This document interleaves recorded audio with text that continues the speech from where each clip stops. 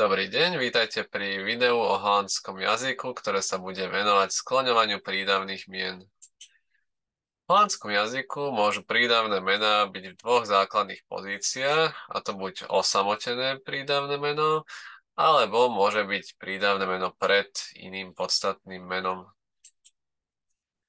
Čo sa týka osamotených prídavných mien, to sú vlastne prídavné mená, ktoré sa obvykle vyskytujú na konci vety a ich základnou črtou je to, že vlastne nespájajú sa priamo s nejakým podstatným menom. A čo je pre nás ešte dôležitejšie, tak tieto prídavné mená neskloňujeme. To znamená, že stále ostáva ten istý tvar bez ohľadu na to, že či to je jednotné alebo množné číslo a podobne. V týchto vetách sú obvykle slovesa byť, čiže sein, alebo sloveso stať sa worden. Ako príklady máme nasledujúce príklady. Mein Mutter is noch jung, že moja mama je ešte mladá.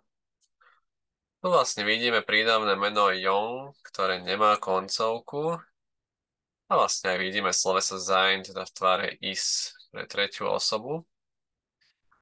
The fiets is new, ten bicykel je nový.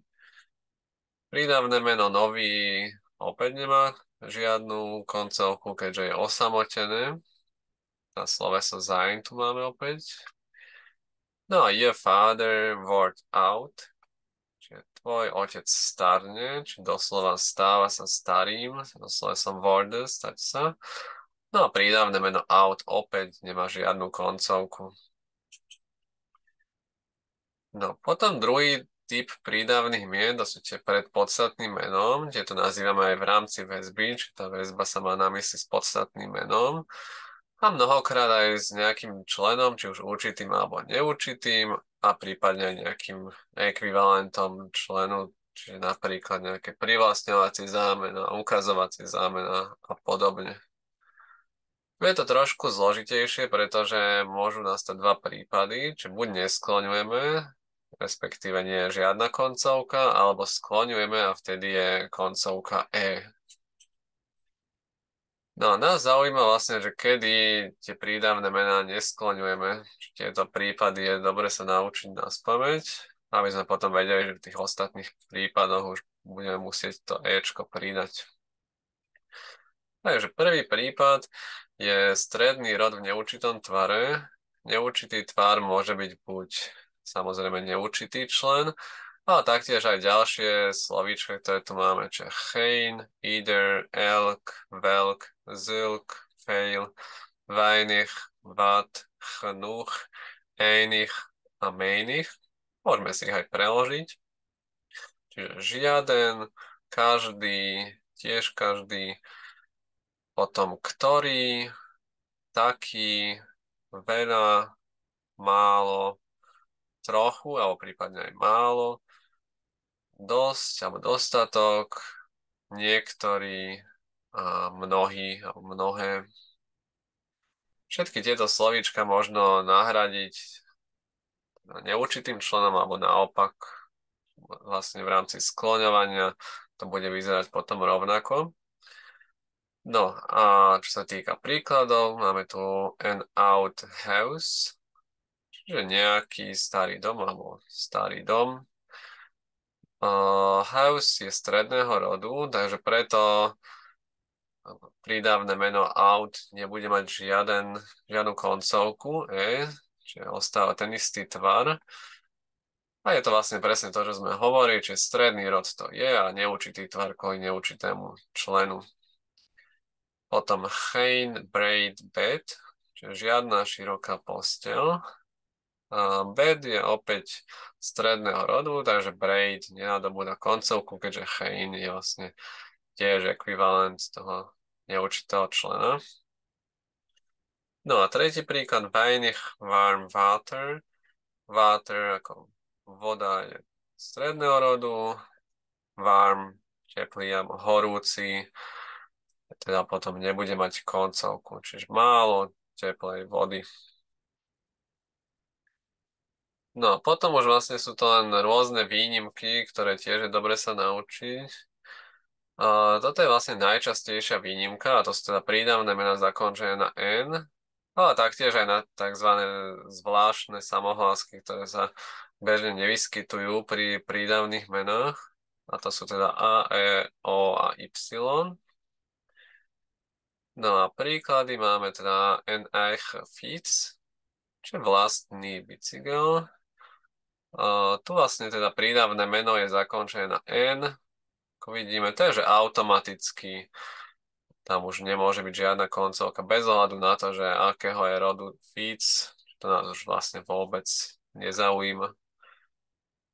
De Prima auto, čiže to super auto.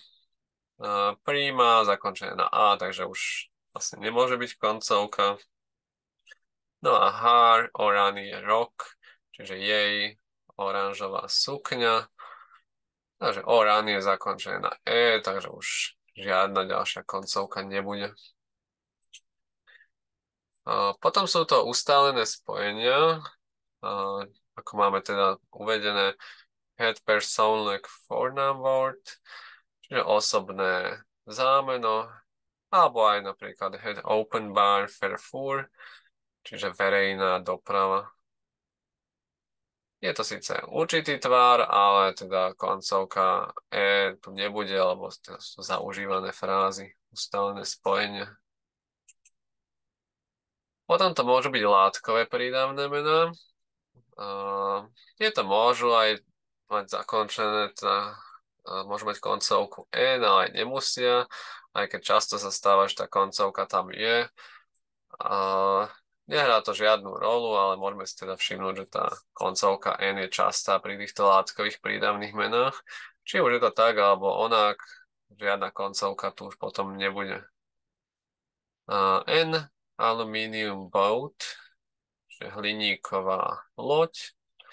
De gouden ketting, čiže tá zlatá reťazka, a het glazen plafond, čiže ten sklenený strop. A k ďalším výnimkám patria aj slovíčka gratis, rechter, linker.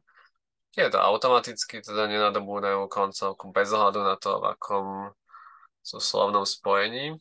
Takže het gratis ontbijt, čiže raňajky zadarmo. Teda vidíme, že to je síce v určitom tvare, ale bez ohľadu na to gratis zostáva gratis. No a potom ešte máme zložené prídavné mená s radovou číslovkou. To sa nevyskytuje veľmi často, ale tiež to treba poznať. Čiže tu máme de tweedejaars leerling, čiže to je žiak druhého ročníka. Tweede ako druhý, teda je radová číslovka, takže automaticky celý ten výraz tweedejaars bude nesklonný. No a kedy prídavné mená vlastne skloňujeme, keď sú v rámci väzby, tak môžeme vo všeobecnosti povedať, že to sú vlastne tie ostatné prípady, ale je dobre poznať aj tie ostatné prípady. A to teda je určitý tvar. Čiže určitý tvar je teda samozrejme logicky s určitým členom vždy, čiže určitý člen D alebo het. Potom ukazovacie zámena deze, dit, čiže to sú tie, ktoré ukazujú na bližšie predmety. Čiže ekvivalent tento, táto, toto a tieto, tak ďalej. No a potom aj D alebo dat, ktoré ukazujú na vzdialené predmety, čiže to je ten, alebo tamten, tamtie a podobne. No a ešte aj všetky privlastňovacie zámena vyžadujú určitý tvar prídavného mena. No takže het nieuwe huis, čiže ten nový dom. A tu vlastne vidíme, že je to určitý tvar s určitým členom, takže pokiaľ to nie je žiadna výnimka, tak koncovka E musí byť. Aj bez ohľadu na to, či to je stredný rod alebo spoločný, to je jedno. Zijn oude fiets, čiže jeho starý bicykel. Tu tiež máme teda privlastňovacie zámeno sein, takže bude tiež oude. No, potom ďalej ešte spoločný rod. To je jedno, že či ten spoločný rod bude s určitým alebo neurčitým tvarom, automaticky tiež musí byť koncovka E. Čiže the auto, čiže to staré auto, and out the feet, čiže starý bicykel. No a potom ešte aj v množnom čísle automaticky musí byť E. Taktiež je jedno, či to je v určitom alebo neurčitom tvare. Takže nieuwe Buren, noví susedia, a the nieuwe Hause, čiže tie nové domy. Takže tu máme zhrnutie. Máme najprv rozpísané, kedy koncovka nie je. Takže to sú teda tie osamotené prídavné mená, to ste na konci vety obvykle. Potom pred podstatným menom v strednom rode, ale nezabudnime, že len v neurčitom tvare, či v určitom tvare už by tam bola koncovka E. No a potom tie rôzne výnimky, či najčastejšia výnimka to sú tie prídavné mená zakončené na N, alebo tie zvláštne samohlásky ako A, E, O, Y. No a ešte látkové prídavné mená, to boli tie typu hliníkový, zlatý a tak ďalej. Vždy sú to aj prídavné mená chratis, rechter, linker. A potom ešte aj tie menej časté zložené prídavné mená s radovou spojkou, s radovou číslovkou, teda spravedlňujem sa. A to konkrétne payday years sme tam mali, čiže druhého ročníka.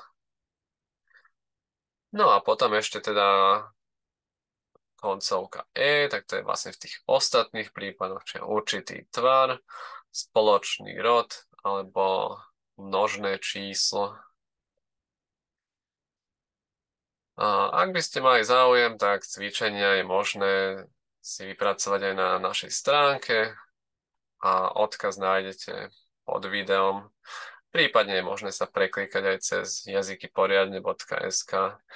Ďakujem za pozornosť.